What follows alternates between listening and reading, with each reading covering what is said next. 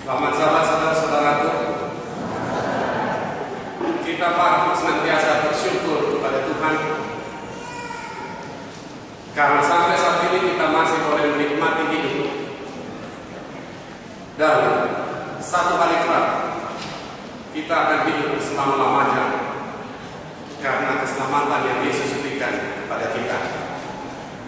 Terima kasih atas cerita anak-anak yang telah disampaikan maupun lagu spesial yang telah dibawakan, yang semuanya mengingatkan kita akan kasih Kristus yang besar bagi kita manusia yang berdosa.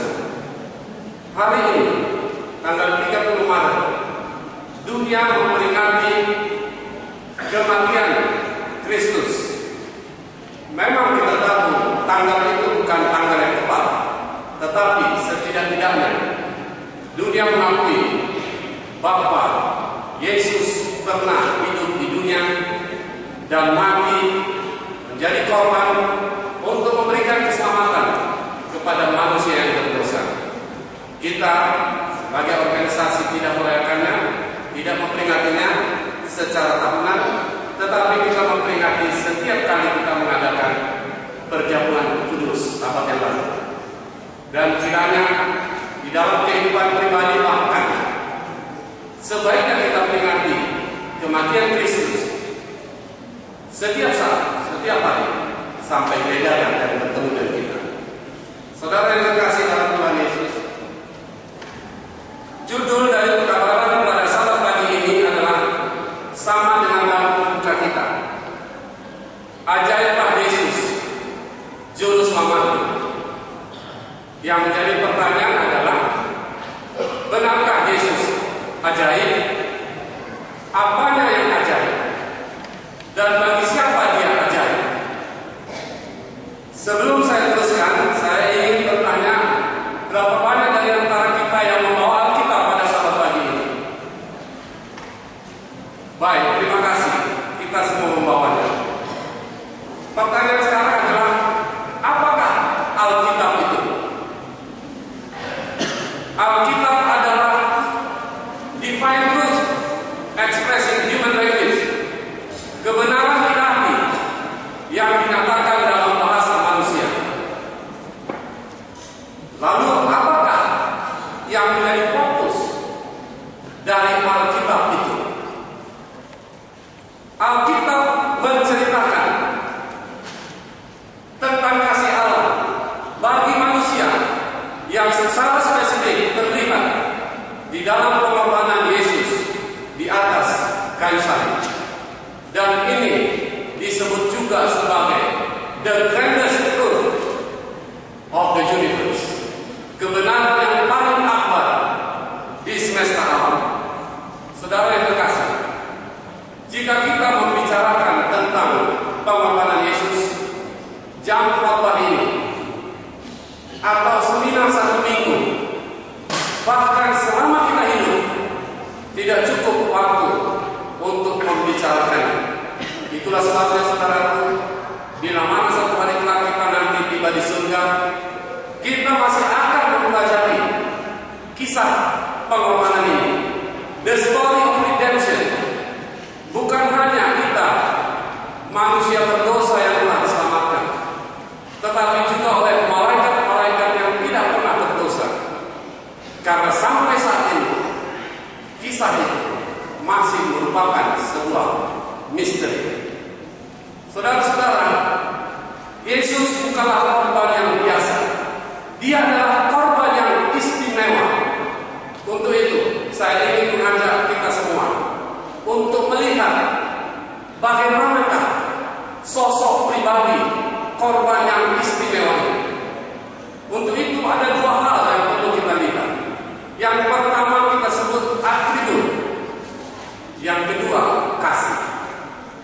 Atribut Yesus adalah sesuatu yang Dia miliki, yang Dia tidak bisa berikan dan tidak mungkin diberikan kepada kita manusia. Apakah itu kira-kira? Yang pertama, di dalam Yohanes 5 ayat 16 ayat 26 dikatakan, sebab sama seperti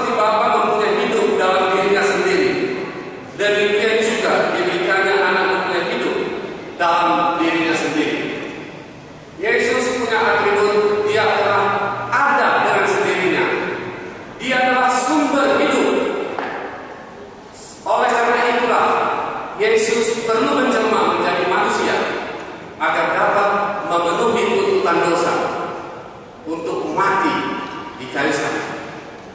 Karena sebagai sumber hidup, dia tidak bisa mati. Jadi yang mati adalah kemanusiaan. Lalu kita lihat atribut yang kedua terdapat di dalam Efesus 1 ayat yang kelima.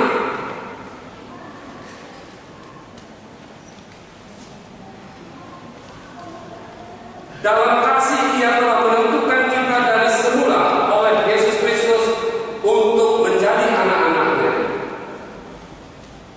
Dan sesuai dengan cara Allah, Yesus independen. Dia memilih kita menjadi anak-anak yang tidak ada yang paksa. Kita tahu di dunia ini banyak sekali orang, kalau kita baca Quran, tidak independen, ada intervensi di dalam mengambil keputusan. Yesus memilih saudara dan saya menjadi anak-anaknya, menjadi penebus dunia. Tidak ada yang paksa. Dia lakukan itu secara sukarela, independen. Yang ketiga, di dalam Maliaki 3 ayat 6, di sana dikatakan bahwasanya Aku Tuhan tidak berubah. Yesus tidak berubah. Kita manusia paling gampang berubah. Ada sedikit iming-iming berubah, dan ya begitulah. Kita sama tahu manusia berubah. Yesus tidak berubah. Itu sebabnya di dalam pelajaran sekolah sahabat tadi dikatakan, ketika Allah mengetahui bahwa manusia akan jatuh ke dalam dosa, Allah tidak mengurungkan niatnya untuk tetap melanjutkan penciptaannya. Dia berani menanggung resiko itu dan dicari jalan keluarnya. Allah tidak berubah. Yang keempat dikatakan di dalam Wahyu 1 ayat 8, Aku adalah Alfa dan Omega, yang awal dan yang akhir. Yesus sudah ada dari masa kekekalan sampai kepada masa kekekalan. Dia tidak dibatasi oleh waktu sebagaimana kita manusia. Lalu atribut yang kelima di dalam Matius 19 ayat 26, Yesus adalah Maha Kuasa. Bagi manusia hal itu mustahil, tapi bagi Allah tidak ada yang mustahil. Semua mungkin. Mungkin bagi Allah menciptakan sesuatu dari yang tidak ada menjadi ada. Itu adalah atribut yang kelima. Yang keenam, omniscient. Ibrani 4 ayat 11 mengatakan tidak ada satu makhluk pun yang tersembunyi dari hadapannya, sebab segala sesuatu telanjang dan terbuka di mata Dia, yang kepadanya kita harus memberikan pertanggungjawab. Allah Maha Tahu. Ada yang berpendapat karena Allah Maha Tahu, maka Allah sudah tahu siapa yang akan selamat dan siapa yang akan binasa. Itu betul. Tetapi Allah tidak menentukan siapa yang akan selamat dan siapa yang akan binasa. Karena di dalam Yohanes 3:16 dikatakan, barang siapa yang percaya, artinya barang siapa, semua punya kesempatan. Tidak ada yang dibutuhkan kamu tidak selamat. Barang siapa yang percaya, artinya semua punya kesempatan. Lalu orang mulai berpikir bingung, tapi bagaimana Allah sudah tahu, tapi masih ada kesempatan bagi orang lain. Barangkali sedikit untuk mempermudah pengertian bahwa Tuhan tidak menentukan siapa yang selamat dan siapa yang binasa, bahwa itu adalah pilihan masing-masing karena Tuhan memberikan kuasa memilih. Barangkali saya coba ambil contoh seperti seorang kameramen, fotografer yang akan mengambil foto. Kamera ini akan merekam semua yang ada di depannya. Apapun gerakan, cara berdiri orang, bongkok akan terekam dan dia bisa lihat semua yang ada di depannya dia rekam. Lalu andaikan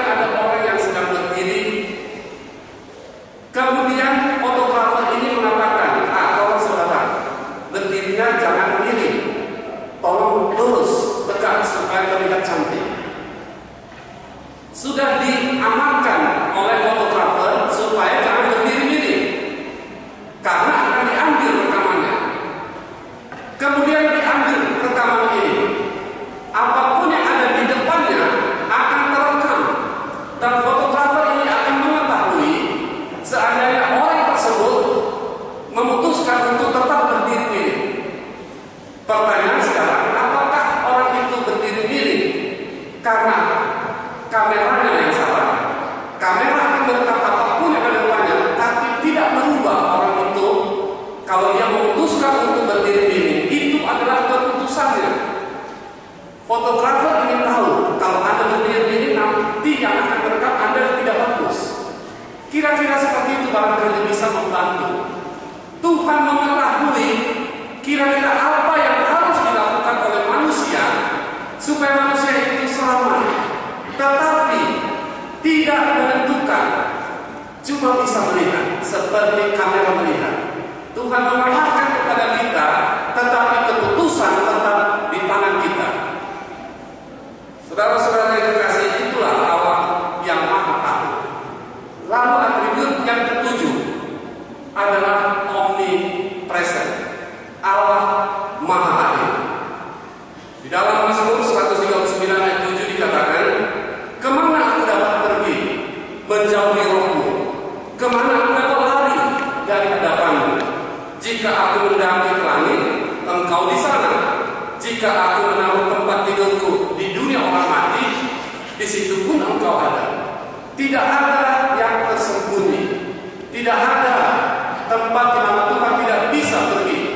Kelihatan jelas karena dia bisa hadir di setiap tempat pada waktu yang sama. Saudara-saudara, Allah Maha Adil. Pada waktu Yesus hidup di dunia, Yesus adalah 100% manusia dan 100% Allah. Tetapi keilahiannya tidak aktif, dibungkus oleh kemanusiaannya. Itulah sebabnya Yesus ketika dia di dunia, dia tidak bisa hadir di dua tempat yang berbeda pada saat yang sama. Namun sekarang, ketika Yesus sudah berada di surga, keilahiannya aktif, kemanusiaannya tidak aktif. Yesus dapat hadir pada saat ini, dimanapun pada saat yang bersamaan. Tetapi Yohanes pasal 14 mengatakan bahwa Yesus telah secara sukarela membatasi dirinya dalam hal ini dan memilih hadir melalui pelayanan Roh Kudus. Saudara-saudara yang dikasihi dalam Tuhan Yesus, itulah ketujuh atribut Yesus sebagai korban yang ajaib, penebus dunia yang tidak bisa dia sampaikan atau berikan kepada kita manusia yang berdosa. Karena itu adalah bagian dari dirinya sebagai ilahi. Tetapi ada bagian dirinya yang dia ingin dan suka untuk berikan kepada kita, yaitu adalah sifat-sifatnya. Yesus adalah kasih, berpengasihan, berbelas kasihan. Dia murah hati, dia panjang sabar akan kelakuan kita. Dia suci, dia sempurna, dia adil, dia benar. Masih banyak lagi sederetan sifat-sifat yang Tuhan miliki, yang dia rindu kita juga miliki. Bahkan dia katakan, biarlah kita menjadi sempurna seperti Bapakku sempurna. Saudara-saudara yang terkasih dalam Tuhan, itulah sosok pribadi dari dia yang menjadi juru selamat kita, yang menjadi korban untuk menebus saudara dan saya, yang pada hari ini dunia memperingati kematiannya. Bukankah itu suatu korban yang ajaib? Saudara-saudara, marilah kita lihat apa yang telah dialami oleh Yesus dalam penjelmaannya sebagai juru selamat dunia. Ketika Adam dan Hawa jatuh ke dalam dosa, Allah ketika menciptakan Adam dan Hawa yang kemudian jatuh ke dalam dosa, Allah tidak memberitahukan kepada Adam dan Hawa akan kejatuhan Lucifer.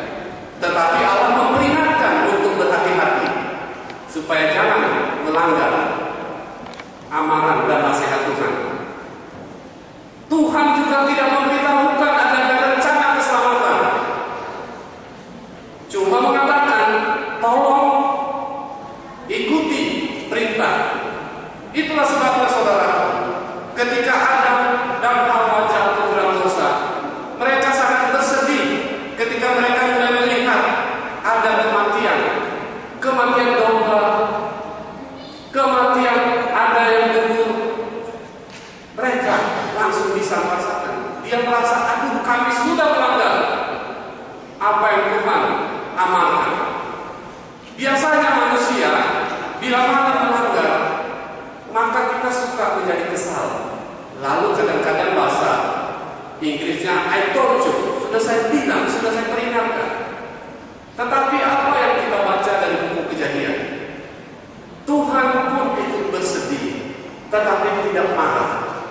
Dengan penuh belas kasihan Tuhan menghampiri nenek moyang kita yang pertama, bukan untuk menghukum, tetapi untuk memberikan penghiburan. Dia panggil mereka. Dia ingin menyampaikan suatu rahasia yang sebelumnya belum pernah dinyatakan kepada nenek moyang kita, bahwasanya ada rencana keselamatan. Seandainya di dalam pembicaraan awal Tuhan dengan nenek moyang kita terkesan ada nada hukuman, hal itu semata-mata untuk memperingatkan Adam dan Hawa akibat yang mereka terlihat karena mereka telah berdosa. Maka berkumandanglah sabda pengharapan yang terdapat di dalam Kejadian pasal 3:15. Saudara Roman Panjaitan kalau menyampaikan khotbah sering mengatakan Kejadian 3:15 ini seperti SK yang pertama, SK 315. Apa isinya? Kejadian 3:15 dikatakan di situ, aku akan mengadakan permusuhan antara engkau dan perempuan ini, antara keturunanmu dan keturunannya, dan keturunannya akan meremukkan kepalamu, dan engkau akan meremukkan tumitnya. Saudara, ayat yang dikenal sebagai nubuatan pertama di dalam Alkitab ini mengandung dua hal. Ada good news dan ada bad news. Biasanya kalau orang ingin menyampaikan satu berita, orang tanya, Anda mau yang mana? Ada good news atau bad news? Mau yang mana duluan? Biasanya orang memilih yang good news dulu. Takut kalau dikasih dulu bad newsnya terjadi sesuatu tidak sempat dengar yang good newsnya. Nah, ini Kejadian 3:15 pun ada good newsnya dan bad newsnya. Good newsnya adalah dikatakan bahwa pertentangan besar ini akan diakhiri dengan dikalahkannya ular atau setan oleh anak domba, Yesus, juru selamat kita yang ajaib. Itu good news. Bad newsnya adalah tidak ada satu pihak pun yang akan keluar dari pertarungan ini tanpa terluka. Saudara, ada orang berkata, tentu saja Yesus dapat menang, berhasil di dalam pengorbanannya karena dia adalah Allah. Dia sanggup dan dapat menahan sakit, dan dia tahu bahwa dia pasti akan menang. Saudaraku, pencobaan yang terbesar yang Yesus hadapi bukanlah pencobaan fisik, tetapi pencobaan pikiran. Pencobaan yang saudara dan saya tidak akan mungkin dan tidak akan pernah alami. Bagaimana untuk tidak menggunakan kuasa ilahi yang ada di dalam diri Yesus untuk kepentingannya. Betul, Yesus menggunakan kuasa ilahi untuk menyembuhkan seorang yang sudah 38 tahun lumpuh. Betul, Yesus menggunakan kuasa ilahi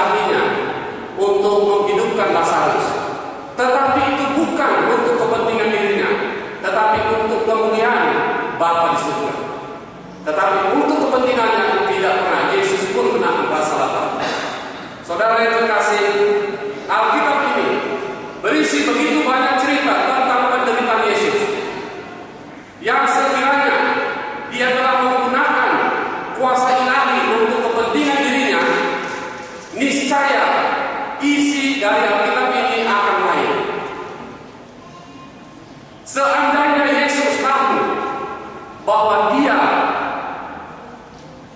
pasti menang, maka tidak akan ada cerita tentang keringat darah.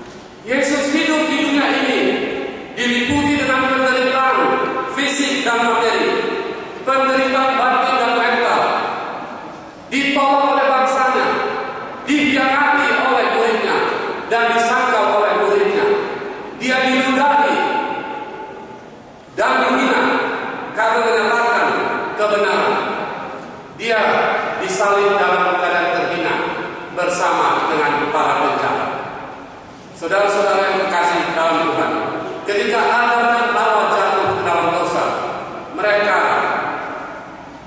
akan binasa dan tidak berpengharapan. Tetapi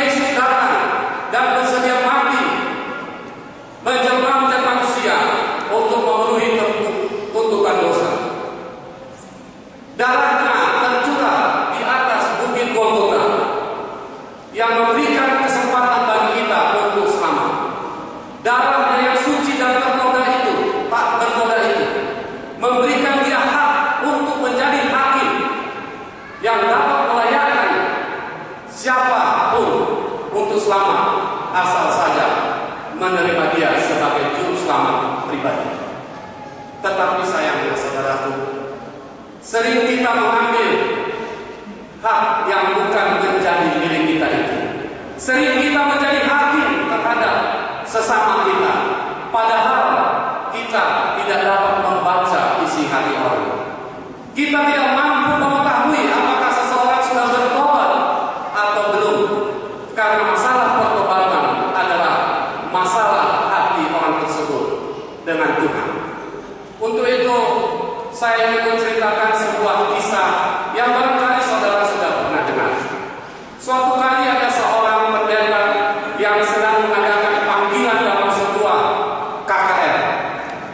Ketika panggilan telah dilayangkan, di antara yang hadir ada seorang wanita muda yang tergerak hatinya untuk menerima panggilan. Wanita ini adalah seorang yang mempunyai masa lalu yang gelap. Dia terlibat di dalam kehidupan meminum minuman keras, alkohol, terlibat di dalam pemakaian obat-obatan yang sekarang kita kenal dengan narkoba, bahkan prostitusi. Tetapi ketika panggilan dilayangkan, dia menerima panggilan itu dan akhirnya dia dibaptis. Bukan hanya sampai di situ. Setelah dia dibaptis dan menjadi anggota, dia sangat aktif terlibat di dalam penginjilan. Dia benar-benar meninggalkan masa lalu. Perubahan yang sangat drastis dalam kehidupan wanita ini menarik perhatian banyak orang. Dan di antara yang tertarik adalah seorang pria yang kebetulan adalah anak dari pendeta yang mengadakan KKR itu. Mereka sama-sama melakukan penginjilan dan bisa kita tebak, akhirnya terjalin hubungan kasih sayang di antara keduanya. Dan mereka pun akhirnya memutuskan untuk melanjutkannya ke jenjang pernikahan. Dan disinilah mulai muncul masalah. Seluruh anggota gereja menjadi gempar mendengar berita ini. Mereka beranggapan bahwa tidak pantas wanita ini menjadi istri dari anak pendeta mereka. Lalu ketika perbincangan sudah semakin gencar di gereja, akhirnya majelis gereja tersebut memutuskan untuk mengadakan konferensi sidang. Banyak yang hadir karena mereka ingin mendengarkan bagaimana ini peristiwa ini, bagaimana apa yang harus dilakukan. Ketika dilakukan konferensi sidang, pembicaraan menjadi panas dan bahkan sudah mulai tidak terkendali. Wanita muda ini dan tunangannya anak pendeta ada hadir di dalam ruangan itu. Banyak orang berbicara secara gamblang membicarakan tentang masa lalu wanita ini. Dia merasa seperti tertusuk hatinya karena semuanya diungkapkan secara belak-belakan. Saudaraku, lama-lama dia pun tidak tahan dan dia mulai menangis sesungguhnya. Anak pendeta yang berada di sampingnya mencoba untuk mendiamkannya tetapi tidak kuasa. Akhirnya karena rasa sedih yang semakin dalam, ketika dia memikirkan orang-orang yang tadinya begitu baik kepadanya pada waktu berlangsungnya KKR, sekarang dia melihat mereka seperti pribadi-pribadi yang berubah sama sekali. Tangisnya semakin menjadi-jadi dan akhirnya anak pendeta ini, tunangannya pun tidak tahan melihat keadaan itu. Akhirnya dia pun berdiri dan mengatakan kalimat berikut. Apa yang Anda permasalahkan di sini bukanlah masa lalu tunangan saya. Apa yang sedang Anda pertanyakan adalah menghapus dosa. Hari ini Anda sedang mengadili darah Yesus. Apakah darah Yesus yang suci itu dapat menghapus dosa atau tidak? Seluruh anggota gereja mendadak tersentak dan mereka tidak menyadari kalau mereka telah bertindak terlalu jauh. Mereka telah mengambil hak Yesus untuk membaca isi hati orang dan telah menjatuhkan vonis mengenai keselamatan seseorang. Seringkali saudara kita yang mengaku Tuhan menggunakan masa lalu sebagai senjata terhadap saudara kita. Kita barangkali merasa lebih suci ketika kita membicarakan kelemahan orang. Kita lupa kalau Yesus datang ke dunia ini untuk mencari orang yang sakit, bukan orang yang sehat. Jangan kita lupa saudaraku bahwa kita pun masing-masing mempunyai pergumulan di dalam kehidupan kita masing-masing. Siapakah kita sehingga kita dapat mempertanyakan apakah seseorang itu boleh selamat atau tidak? Siapakah kita sehingga kita boleh mengatakan bahwa Tuhan dapat mengampuni dia yang ini tidak? Saudaraku, sesungguhnya pengampunanlah yang harus kita hidupkan di dalam kehidupan kita sehari-hari, karena kita pun sudah lebih dahulu diampuni oleh Kristus.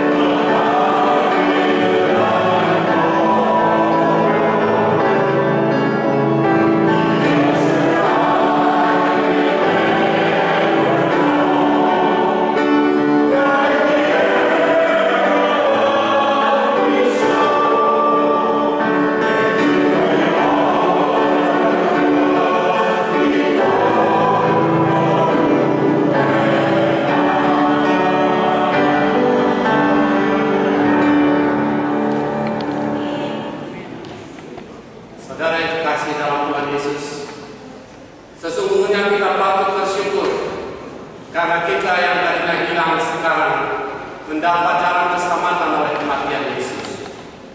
Dia memberikannya secara cuma-cuma kepada kita. Dan semua orang berhak untuk menerima keselamatan yang Yesus tawarkan.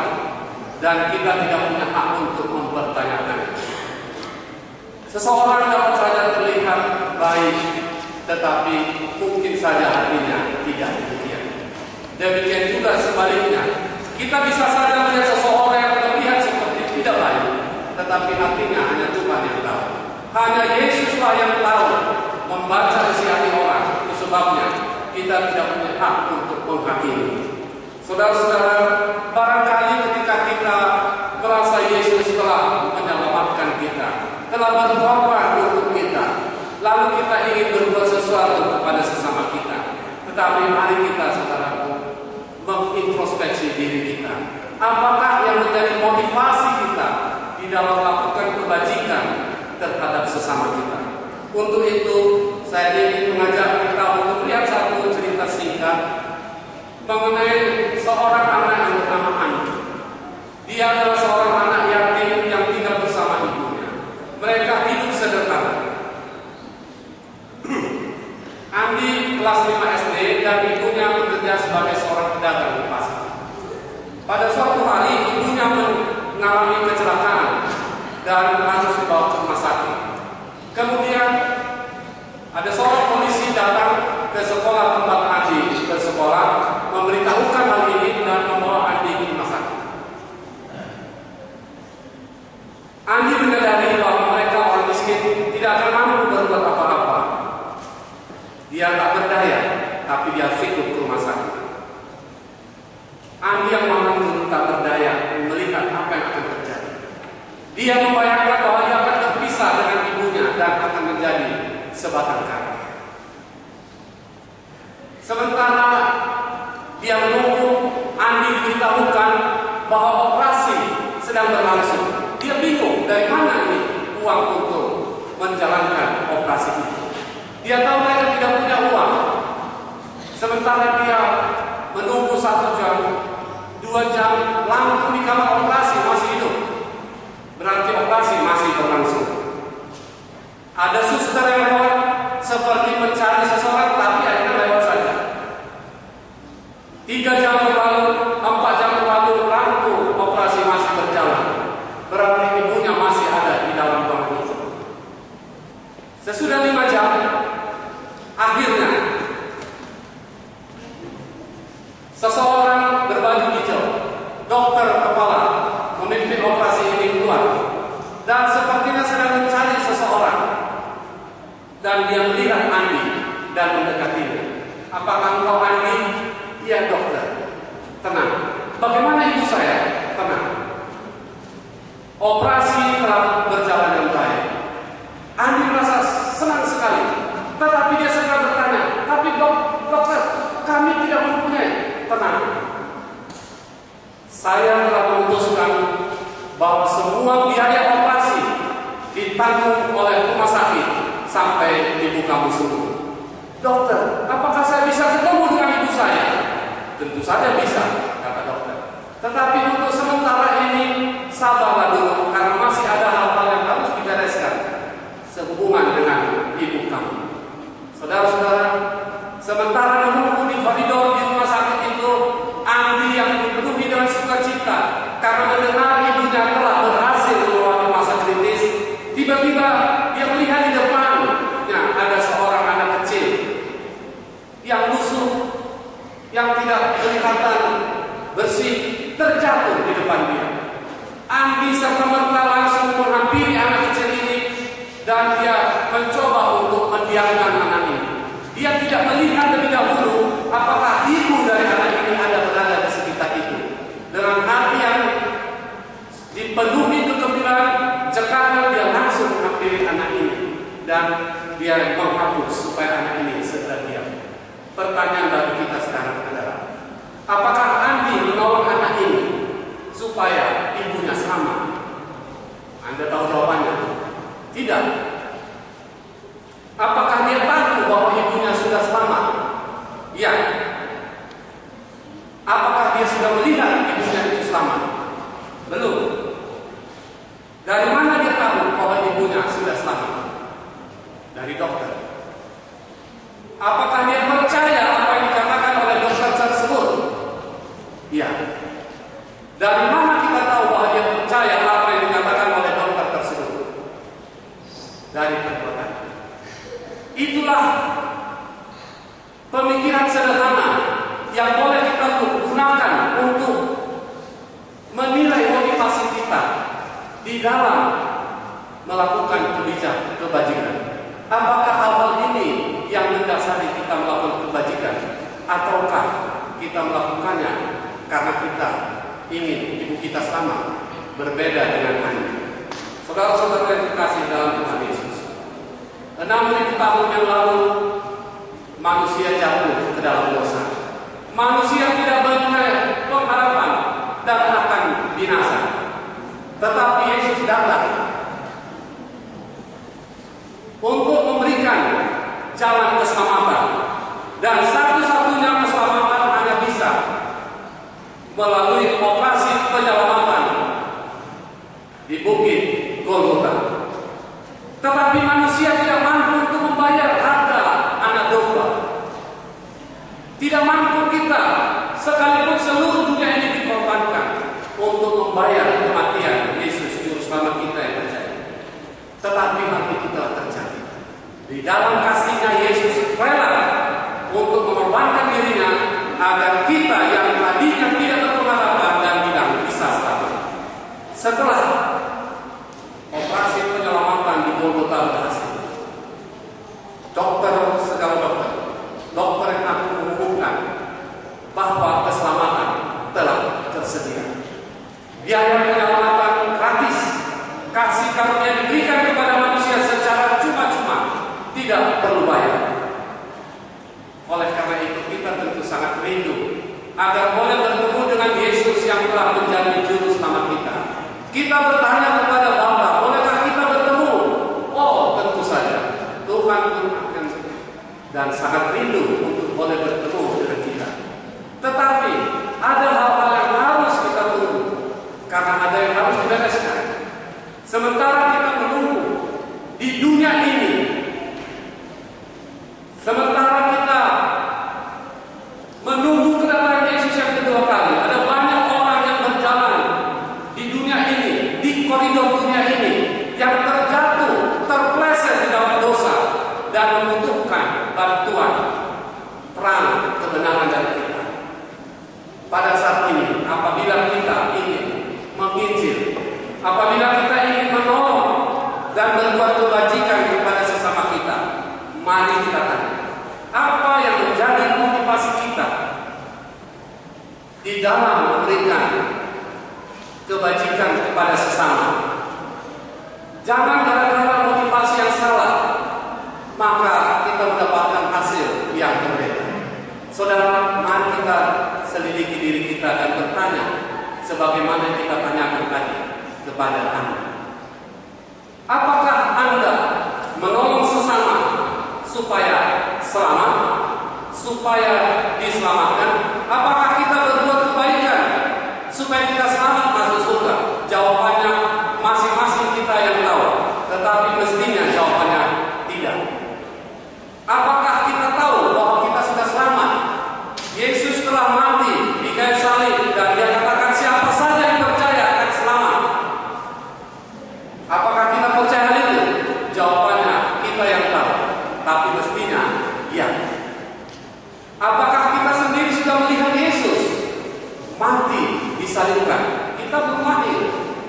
Tetapi dari mana kita tahu bahwa Yesus telah mati di kayu salib? Dari Alkitab. Apakah kita percaya apa yang dikatakan oleh Alkitab bahwa Yesus telah mati 2000 tahun yang lalu untuk keselamatan kita? Jawabnya masing-masing kita, tetapi mestinya iya.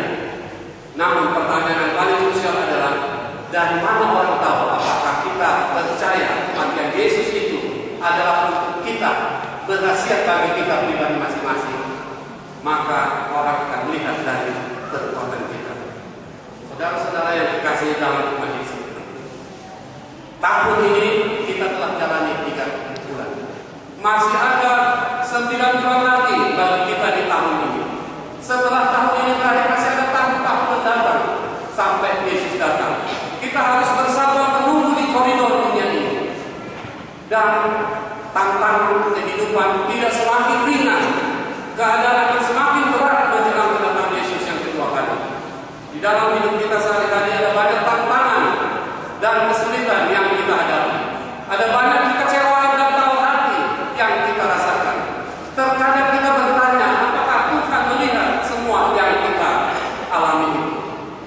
Memang gampang saudaraku mengatakan bahwa kita harus selalu berharap kepada Tuhan, tetapi tidak gampang bila mana kita yang menghadapi itu dan alami. Ada banyak kesedihan dan pergumulan yang berat yang kita hadapi, sehingga terkadang kita merasa bahwa kita berjalan sendirian di dalam kegelapan. Tetapi pagi ini ada dua hal yang harus kita ingat sementara kita menjalani hidup kita di dalam dunia yang penuh dengan tantangan ini. Yang pertama, apapun yang kita hadapi itu saudaraku, semuanya hanyalah sementara dan akan berlalu. Dan yang kedua, kita tidak pernah berjalan sendirian. Yesus selalu berada di samping kita. Dia telah berjanji untuk menawarkan bantuan dan mengangkat kita pada waktu kita tidak kuat untuk berjalan. Dia ingin supaya kita kuat melewati hari-hari sampai dia datang.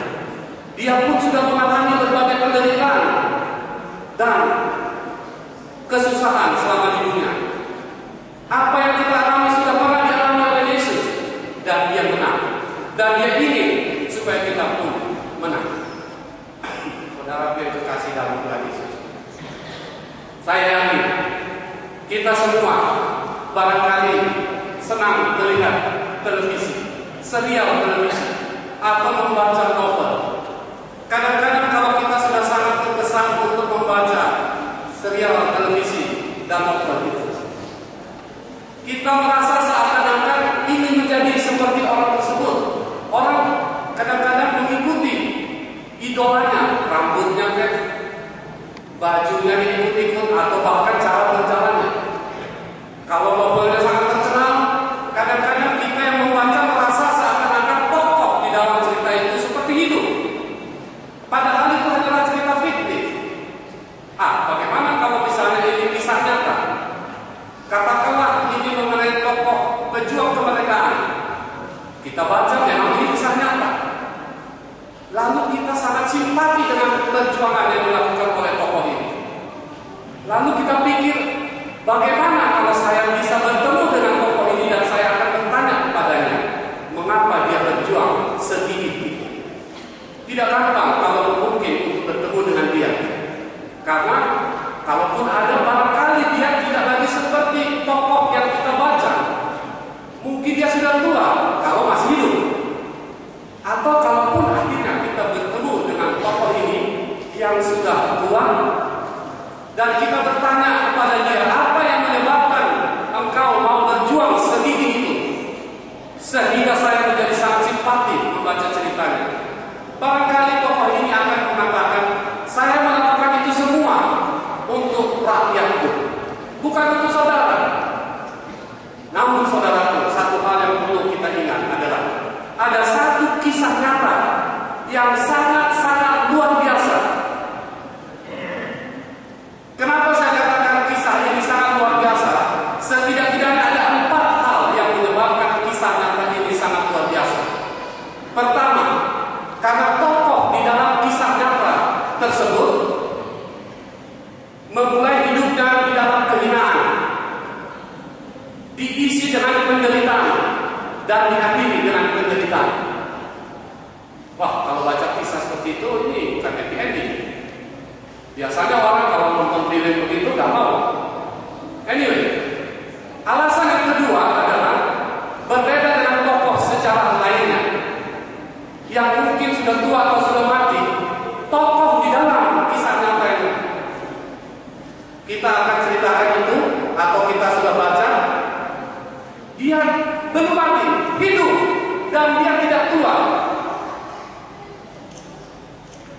Lalu alasan ketiga, Bila mana saudara ingin bertemu dengan tokoh di dalam kisah nyata tersebut, itu bisa diatur.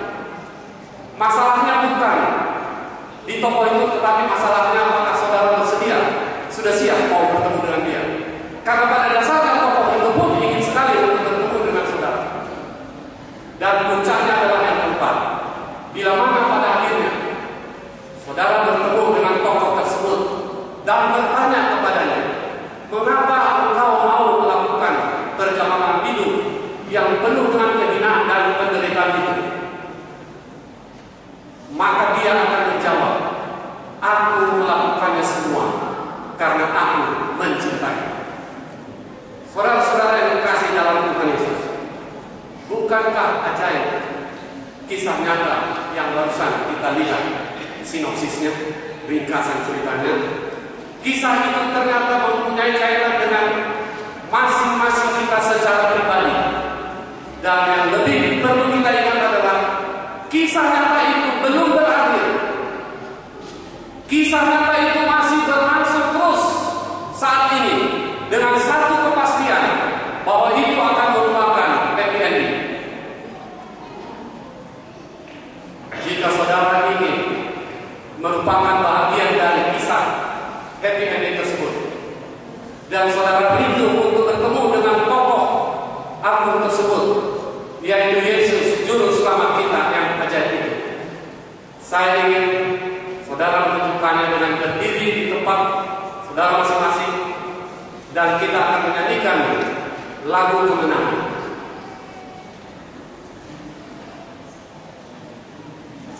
Rindukah saudara bertemu dengan tokoh tersebut? Kita akan menyanyikan lagu kemenangan, karena kita semua akan menjadi para pemenang.